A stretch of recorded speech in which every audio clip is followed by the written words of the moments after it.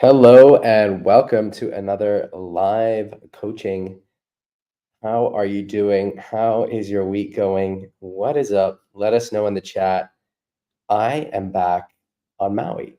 I'm back on Maui and it feels good. I'm jet lagged. I was up at 4 o'clock this morning. I slept maybe 4 or 5 hours last night, but feel good. The trees are moving. The sun is out. It's always good to be home, especially when home is Maui. And I'm looking forward to getting on the water today. It's looking good, looking good. And so I'm excited for that. We've got a lot to go through in the Facebook group today.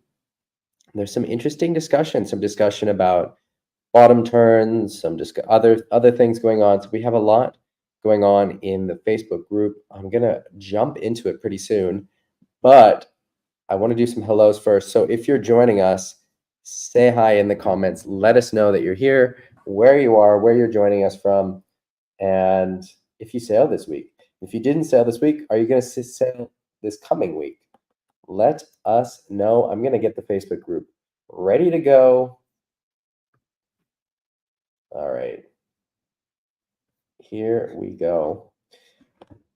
Let's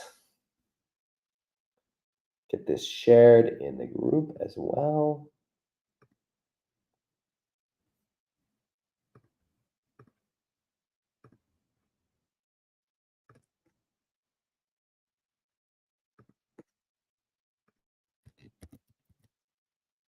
All right, we got some windsurfers in the chat. We got Matt. Matt had 2 sessions this week, 3, 4, and 5-0. Woo. How was the 3-4 session? Was it fun or was it too much? We've got Suna in Denmark, and he said the last 3 days have been awesome. Where did you go?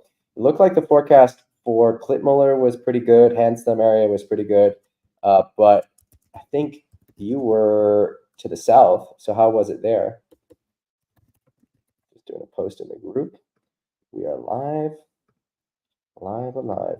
Owen as well. Owen also got in the water. Yeah, where'd you go? It looked like Rumo was going to be good, or was good on Friday, possibly. Rasmus and Silt. Why didn't you get on the water on Friday? The footage looked really good. What was going on? And what do you think of the forecast? Do you think that north winds will work? It looks like there's going to be side off north wind at the end of the competition or in the middle of the competition. Rasmus, do you think that will work in silt? I've had some days like that with waves that were incredibly fun, amazing conditions in silt, but it's very rare and it needs the right alignment of swell and wind. York also had 3 sessions in Sweden. Awesome. All right, I'm going to get the Facebook group loaded up. All right, here we are. Here we are. All right. We got Mark in the chat. He said, light winds and high winds. Awesome. Ragnar missed the wind, busy at work. No wind on the weekend. Rasmus said, had to. So Owen got out in Heiligenhafen. Nice. Ragnar did his forward loop and tack training. Good to know. Good to do. All right. First up, time for wins. What were your wins this month? Let's go through and see and celebrate. All right.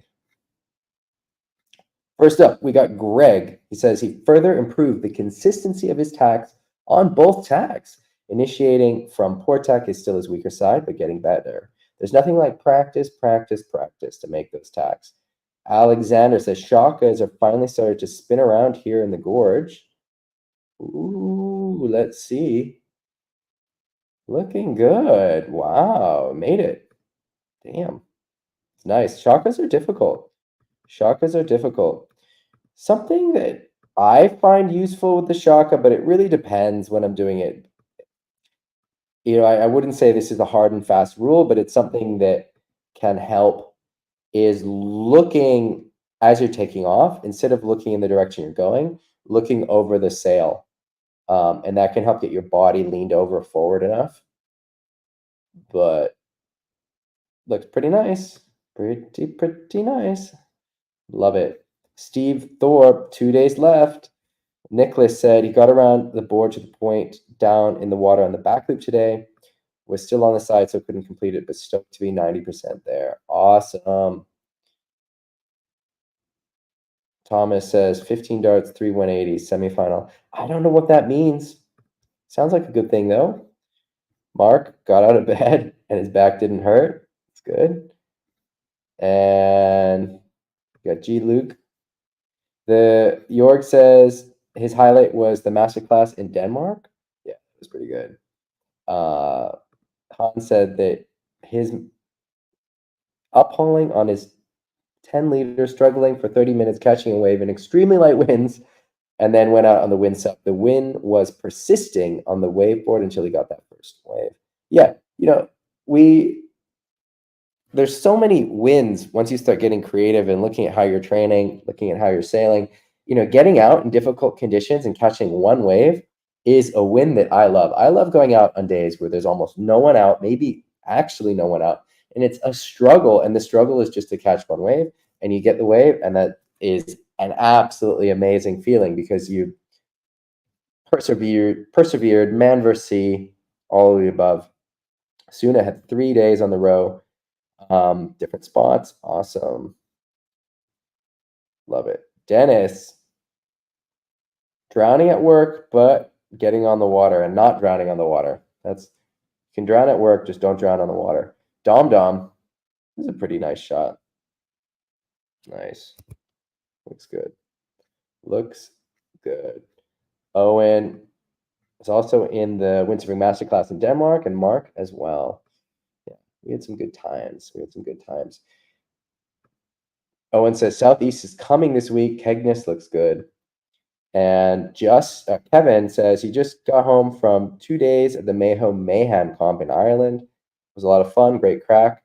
And being heavier, it's a difficult and float and ride. I think float and ride, if you're heavy, isn't inherently difficult if you have the right gear. But in a competition setting, you're disadvantaged because the lighter guys, they have such an easy time getting around, and they can be on almost the same gear that they're on when it's windier. And so there's not a huge disadvantage. Whereas if you're heavier, and I'm also on the heavier side, then you need to have that big board and those big sails, the 5.5s and the 5.8s. And it's a lot harder to make things work. So in a competition setting, I think that being heavier is a disadvantage in wave sailing. But on a normal break, you can get by. You won't be as efficient as the smaller guys, but you can still get by with a big sail, let's say a 5.5 or a 5.8, depends how heavy you are, and a board that's 15 liters more than your weight. So if you weigh 90 kilos, that would be like 105. And you should be able to get going pretty well in the break like that. All right. We got G. Luke in California. Steen. Hello, Steen. All right. Kevin, let me know if that was enough advice or not. I think the competition advice, and this is true for, I guess, general wave sailing as well, especially if you're heavier, but even if you're not, get a big gear setup that you like and sail with it. It's so easy to say, oh, I like my 5.0, I want to be on my 5.0, or I like my small board, I want to be on my small board. Train on it enough that you're able to have fun and you're able to do what you got to do. So getting the big board, big sail that you're happy with and getting time on is really what it takes, especially if you're heavier. So Jorg wants to know any tips for removing a new bad habit. He started to lift his back heel in the bottom turn during the last 2 wave sessions. He never did it in the past, and he might have started to do it to get the bottom turn tighter and going for the power section to get the high 5. Awareness of the issue is a good thing. Interesting. Hans is saying make the back strap bigger. That's interesting. Another question from Jorg. He was dragged along the rocks yesterday and the water was shallow, which made the mast sleeve stripe from the algae. Looks like a zebra now. I've tried some chemicals to remove the algae today, but wasn't too successful. Any tips? I have no idea how to clean algae off of sailcloth material. Good question. I don't know. Hydrogen peroxide, maybe, would be my go-to. I think is good at removing stains, organic stains. In terms of the back foot coming up, I wouldn't worry about it too much. What I would focus on are focusing on good body position, so like sticking the butt out more. What we really don't want is that the hips are pushed in and the heel is coming up. That's like the absolute no-no stance. But if you're focusing on getting the butt back, getting the head down, and getting those tight bottom turns, if you get a little bit of heel lift, I think it's not the end of the world. All right, we got a long post from Jeff, which we'll get into right now. And so he's trying to stick his butt out, making micro progress. Let's watch here. So the first thing, it looks like you're not getting enough speed is actually the main thing. So like you're heading upwind, and then here you're kind of stopped, and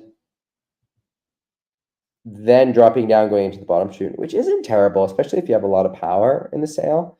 But just looking at these conditions, looking at these waves, I think you want to try to get more speed. So get that board turned more down the line and maybe pump into it a little bit. It's hard for me to see exactly what the wind direction is here. It looks like pretty side shore, a little bit side on. Getting more speed, so being able to do a couple pumps and go a little bit down the line before you start bottom turn, is going to give you more speed. And then when you have that speed, when you lean into it, it's going to transfer more easily to the rail. The less speed you have, the harder it is to get that board on the rail and transferring into a turn. I would like to see what happens after this, because I would say that these initial positions look pretty good. If you have more speed, it'll work better. But like this position looks solid, and then this position starts to look funky. And I think that you're possibly anticipating the top turn too much. And so you're already thinking about the top turn right here. And so you're coming off of the rail. You're no longer putting pressure on it. But I would like to see what happens after this.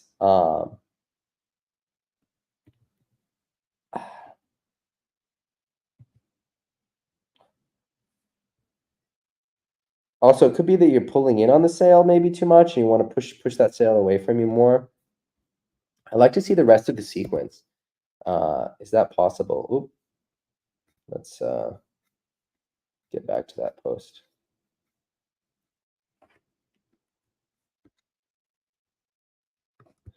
Do you have the rest of the sequence? We have some comments which I want to talk about from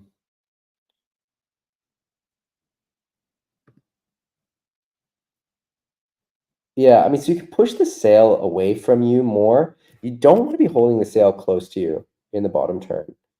I mean, there are some times where maybe that makes sense, but 99% of the time you don't want to have the sail close to you. And yeah, pushing the sail away will be really helpful. This doesn't look bad. It looks like the sail is maybe a little bit too close. There was a comment from someone about, let's see if we can find it. Maybe it was deleted. There was a comment from Thomas Svensson about bottom turn positions, and he was talking about depowering the sail before you go into the turn. And this topic is really complicated. And he was also talking about like winding up, getting the sail back before you push it forward. That can be useful, but it's not in turns without depowering the sail first. You can do good bottom turns without laying down the sail. What is most important is the body position and that the sail is away from the body. So you're pushing that sail away and getting the body leaned over the board, and then that allow that everything's in place that allows the board to do a nice arcing bottom turn. Now, it can be beneficial to depower the sail before you go into the turn. It can be beneficial to lay it down.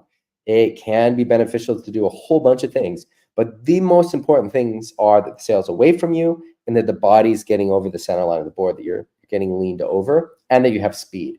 And if you have those three things, not much else matters. And then you can fine tune the bottom turn afterwards, getting the lay down, getting depowered, getting tighter, all of these different aspects. But speed, pushing the sail away, and getting over the center line are the magic ingredients to a good, powerful bottom turn. All right. This is an old question. Some people are answering it. I don't have experience with Australia. We also talked about this already. And we talked about this. Okay, let's change how we're sorting this. So change this by post. All right. So we already talked about this. We got a rigging question. And so he has a hot sails and he's using the Ezzy mast and he's not sure how to mix and match it. Test it. Whenever you have a gear question like this, the answer is almost always test it. It takes 5 minutes, 10 minutes to de-rig and re-rig. Go out, same session, try it one way, come in, re-rig, try it another way. Your body will thank you for the little break, and then you'll get to know which feels better in your sail. It's something that I don't see amateurs do enough of, is that testing in a single session. So sometimes people will test, but what they mean by testing is one day they'll use it like this, and the other day they'll use it like that. But if you really want to test, it needs to be the same day, the same session. Just come in, change your mast, change your fins, whatever it is, change the set, whatever it is you want to test, and go out again. It really doesn't take up that much time. And then you'll know for the future whether you like fin A or fin B better, mast A or mast B better, how it works. And it's a small thing to do, but it makes a big difference and it gets you more in tune, more in sync with your gear. So Kevin's got a follow-up question. He went on his 5.2 on 113, and he wonders if 125-liter waveboards exist. They do exist. They're hard to find. A lot of big waveboards aren't great waveboards. We have a few guys in the group who are on the heavier side who have really sought out good waveboards. You can get customs. There are a few productions in that size range, I think, that work well. How much do you weigh, though? And you could probably go with a bigger sail. A 5.2 is a pretty small sail. But I don't know how much you weigh. So I'm like, let's say I'm like 90 kilos sometimes, and I'll be on a 5.5 or a 5.8. So, and on a 95, and that gets me going in almost anything. So if you can get on a 5.5 or a 5.8, that will also give you a lot more power. And then maybe the 113 waveboard would be enough. I'm not sure, though. I'm not sure what your weight is, what the conditions are like, but it seems like a bigger sail will help, and maybe a bigger board. It depends how much you weigh. Hey, Max. We got Max in the chat. Greg is in the chat. He says he had a nice week on the beaches of Donegal, but there was not much wind and waves. Well, at least you had a good time. All right. We're somehow caught up. I am going to call it. Remember to post your questions, comments, concerns, all of the above in the Facebook group. I know there's wind in Europe this week, so I hope that you're getting on the water. If you're in the States, also, I hope it's windy. Seems like there's wind all over the world. I would love, this is my mission for you. If it's windy for you this week, try to get a photo or a video or a question to post in the Facebook group. If you have an action cam like a GoPro or an Insta360, set it up. Use it for one of your sessions. Get something to post in this group. That is your mission. That is your homework. If you don't have an action cam, maybe you have a friend with either a telephoto camera, still camera, or a video camera. Get them to film you for one session. Take turns. I know some people who are in this group who have bought a video camera together and they all film each other, and they don't like to post much in the group, but they use that footage to improve. That's a great strategy, and I really encourage you to post it in the Facebook group, in the community, and get feedback from the community, from me. Knowing that you're going to post, it does something that will spark you to evaluate your windsurfing in a different way, to push in a different way. It's really magical what that does. So this is your homework. If you have wind this week, have something to post next Sunday, either a photo, a video, or a question. And even if it's from an iPhone or a smartphone with a little zoom, and you can get someone to film your tacks on the inside, or maybe this wave spot is close enough to the beach that you can kind of see some action. It's amazing what a little bit of footage will do. So that's your goal, to seek out some footage, either an action cam or photos or video from someone on the beach, or even from a smartphone. Post a photo, video in the group with a question. That's your homework. I'm going to sign off. It's windy, trees are blowing, and I'm going to get my gear in the car. One more point for Kevin. So Kevin, you're 98 kilos. I definitely recommend getting a 5/8 wave sail. That will definitely help you a lot. Ragnar asked me if I'm working on the forward loop online training. Yes, 100% yes. So yes, yes, yes, yes. A million yeses. If you want to improve your windsurfing, check out windsurfingmasterclass.com. There is a tack course online and a shove it course online. And we can also do private lessons as well through Zoom. I'm on Maui. If you're on Maui as well and you want to do private lessons, I can do that for the next 3 weeks probably. And otherwise, I'm competing in the Aloha Classic, and then I'm running back to Europe and then back to Maui, and the schedule gets a bit busy. Anyway, those are the options for leveling up your windsurfing. I hope your homework is clear. Have a good one.